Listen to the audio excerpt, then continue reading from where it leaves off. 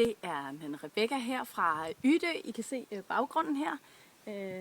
Vi står oppe ved den store mølle.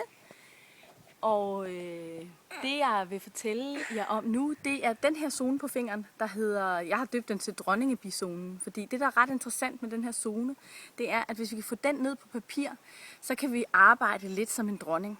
Det vil sige, at vi behøver ikke bruge så meget krudt på at få de ting, vi gerne vil have til at ske.